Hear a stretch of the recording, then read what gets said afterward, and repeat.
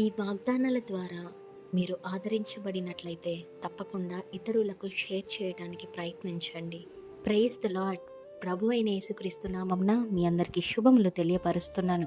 మరి ఈ రోజు పరిశుద్ధాత్మ దేవుడు మీకు ఇస్తున్నటువంటి వాగ్దానము, యెహోవాను ఆశ్రయించు వారందరూ ధన్యులు. ఆమేన్.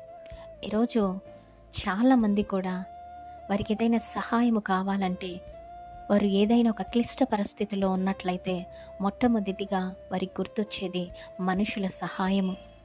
లేదా ఏదైనా పోలీస్ కేసులు అయితే, ఏదన్నా ఇంకొకటి జరిగితే ఆయా పోలీస్ స్టేషన్లకు చుట్టూరు తిరుగుతూ ఉంటారు. ఆ యొక్క న్యాయ వ్యవస్థల చుట్టూరు తిరుగుతూ ఉంటారు. ఆ యొక్క ఎమ్మెల్యే దగ్గర, సర్పంచ్ దగ్గరనో, లేకపోతే వాట్ ఎవర్ ఇట్ ఈస్, మనుష్యుల సహాయము తరచుగా చాలామంది కోరుతూ ఉంటారు. మరి మనుషుల సహాయం కోరొద్దా, డిపార్ట్మెంట్ సహాయం కోరొద్దా అంటే అలా చెప్పట్లేదండి నేను.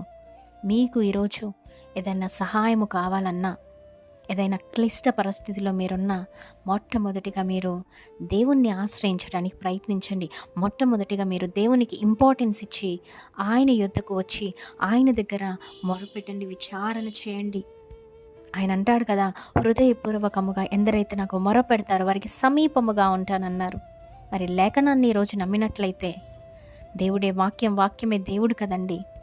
ఈరోజు అటువంటి వాక్యము దేవుడైనప్పుడు, ఆ దేవుణ్ణి నీవు నమ్మినప్పుడు, ఆ యొక్క వాక్యంలో ఉన్నటువంటి లేఖనాలను నీవు అనుసరించి నడుచుకొని నమ్మినప్పుడు, దేవుణ్ణి ఆశ్రయించినప్పుడు, నీ ప్రతి పరిస్థితుల గుండా, నీ ప్రతి క్లిష్ట పరిస్థితుల గుండా నీ వెళ్ళినప్పుడు, దేవుణ్ణి ఆశ్రయించినప్పుడు తప్పకుండా ఆయన నీకు మేలు చేస్తాడు, సహాయం చేస్తాడు, కృప చూపిస్తాడు, దయ చూపిస్తాడు.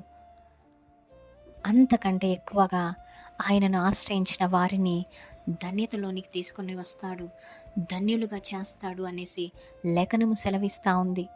మరి ఎంతమంది ఈ లేఖనాన్ని ఎత్తిపెట్టి ప్రార్థిస్తారు, ఎంతమంది ఈ లేఖనాన్ని ఎత్తిపెట్టి నమ్ముతారు, విశ్వసిస్తారో అట్టి వారందరి జీవితంలో ఈ వాగ్దానం నెరవేర్చబడునుగాక. ఆమేన్. Praise the Lord. Have a great day.